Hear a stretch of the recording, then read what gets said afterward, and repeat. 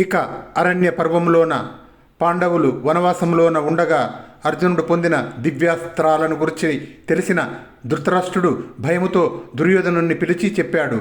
అప్పుడు కర్ణుడు దుర్యోధనుడి సార్వభౌమత్వాన్ని కీర్తించి నీ అధికారము దర్పము శత్రువులు చూసి దుఃఖించాలని ప్రేరేపించాడు.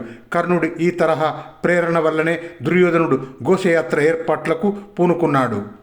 ఘోషయాత్ర నెపంతో అనగా ఆవులను రక్షించాలి అనే కారణంతో ధృతరాష్ట్రరాజును ఒప్పించి పాండవులున్న ద్వైతవనం చేరి వారిని అవమానించేందుకు కర్ణుడు ప్రణాళిక సిద్ధం చేశాడు. విషయమంతా దుర్యోధనుడికి చెప్పాడు. దుర్యోధనుడు అంగీకరించాడు. అందరూ కలిసి వెళ్ళి ధృతరాష్ట్రుణ్ణి ఒప్పించారు. దుర్యోధనుడు సపరివారంగా ఘోషయాత్రకు బయలుదేరాడు. అక్కడ చిత్రసేనుడు అనే గంధర్వుడితో దుర్యోధనుడికి జరిగిన యుద్ధంలో కర్ణాదులు చిత్తుగా ఓడిపోయారు. దుర్యోధనుడు బందీ అయినాడు. తిరిగి ధర్మరాజు దయా భిక్షతో బంధ విముక్తుడైనాడు. అవమానం భరించలేని దుర్యోధనుడు హస్తినాపురానికి వెళ్ళక అక్కడే ప్రాయోపవేశానికి అనగా మరణదీక్షకు పూనుకున్నాడు. కర్ణుడు ఓదార్చేందుకు ప్రయత్నించాడు. పాండవులు సుయోధనుణ్ణి విడిపించడం పౌరులుగా వారి బాధ్యత అని కర్ణుడు ఎంత సర్ది చెప్పినా దుర్యోధనుడు తన మరణదీక్షను మానలేదు.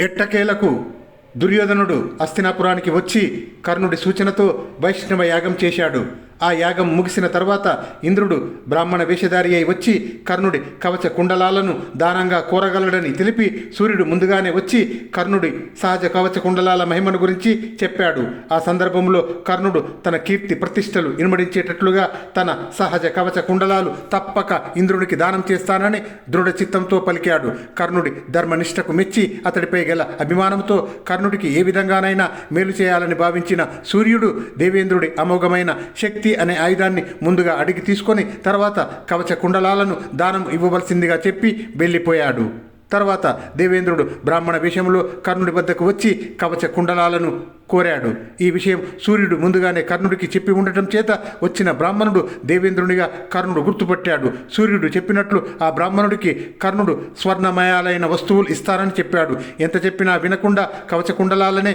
కోరడంతో కర్ణుడు దేవేంద్రుడి శక్తి ఆయుధాన్ని అడిగి తీసుకొని తన కవచ కుండలాలను ఇచ్చాడు.